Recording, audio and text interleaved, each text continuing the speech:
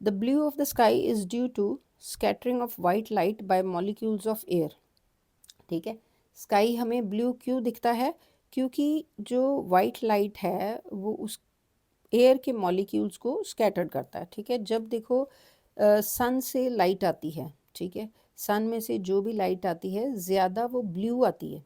ठीक है, वो जब हमारी एटमॉस्फेयर में आती है तो एटमॉस्फेयर में जो गैस के मॉलिक्यूल्स होते हैं, ठीक है, जो दूसरे, देखो जो वाइट लाइट है उसमें तो वो स्पेक्ट्रम है ना पूरा रेनबो का, ठीक है, विबग्योर, तो उसमें जितनी भी दूसरी लाइट्स हैं वो सारी बीच में से क्रॉस कर जाती हैं। ठीक है, लेकिन ब्लू लाइट जो है वो स्कैटर कर जाती है। ब्लू के से भी कम जो है वो है वॉयलेट, लेकिन वॉयलेट जो है वो हमारे एटमॉस्फेरिक जो ऊपर वाली लेयर है उसमें एब्जॉर्ब हो जाती है, तो इस वजह से हमें वॉयलेट नहीं दिखती लेकिन ब्लू दिखती है जो सेकंड नंबर पे होती है। ठीक है, next is cloudy nights are warmer because clouds prevent radiation of heat from the ground into the air.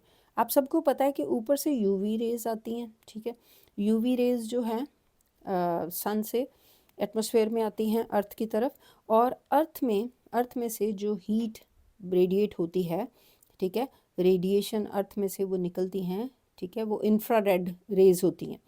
तो जो क्लाउड्स अगर होते हैं एटमॉस्फेयर में, तो क्लाउड्स जो उसको हीट को बाहर जाने से बचाते हैं, रोकते हैं, इस वजह से जो हमारी जो धरती है, ठीक है, वो थोड़ी वार्म ही रहती है। ठीक है, क्लाउडी नाइट्स में भी वार्म ही रहती है। ठीक है, ठंड नहीं रहती। क्यों?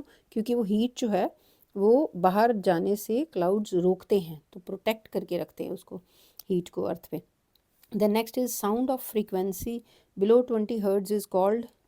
ठीक है, 20 हर्ट्ज के नीचे जो साउंड है, frequency, sound of frequency below 20 hertz, ठीक है, 20 हर्ट्ज की फ्रीक्वेंसी से नीचे जो साउंड है तो उसको क्या कहते हैं? इंफ्रासोनिक।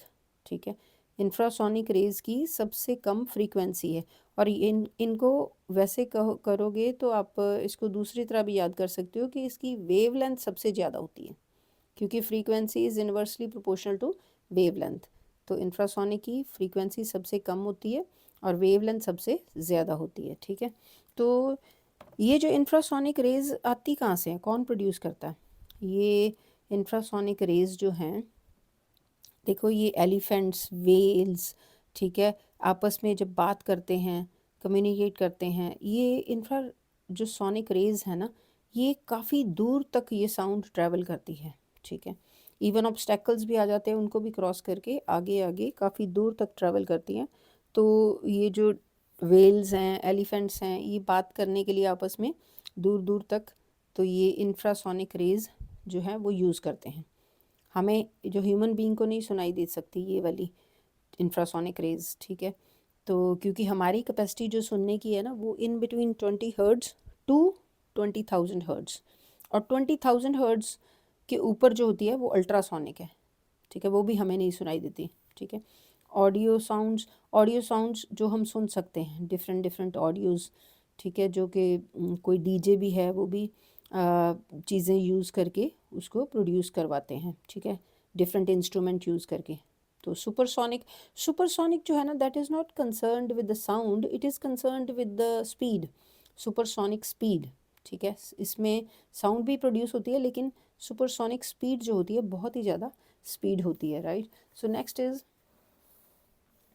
कुछ एयरक्राफ्ट्स की, मिलिट्री एयरक्राफ्ट्स की। ठीक है, और next is sound travel fastest in steel. ठीक है, और सबसे कम इसकी जो है वो स्पीड जो होती है साउंड की एयर में, वाटर में उससे ज़्यादा, साउंड की स्पीड वाटर में उससे ज़्यादा होती है और स्टील में सबसे ज़्यादा होती है।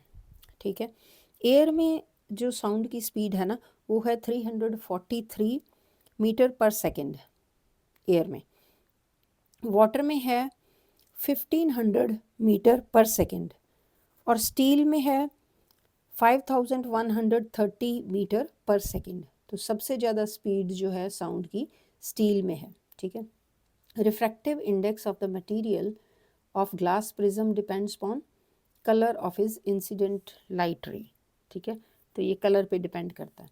Then unit of energy is joule, ठीक है। एसआई यूनिट में एनर्जी का यूनिट जाउल है और सीजीएस में अर्ग है। और आपको पता होना चाहिए कि जो ये एनर्जी का यूनिट है, ठीक है, वही वर्क का यूनिट होता है, ठीक है, क्योंकि जितनी एनर्जी है उतना ही काम होता है, राइट। तो वर्क और एनर्जी का सेम ही यूनिट है। जाउल है एसआई यूनिट इनका और सीजीएस में अर्ग है, राइट। सो तो न्यूटन किसका है, ये वैसे ही याद कर लो, वैसे क्वेश्चन तो ये एनर्जी के बारे में है। न्यूटन किसका जो यूनिट है, newton is a unit of force. SI unit of force is newton और CGS unit of force is dyne, ठीक है। और पावर का यूनिट क्या है, जाउल पर सेकंड, ठीक है। पावर का क्या है, जाउल पर सेकंड।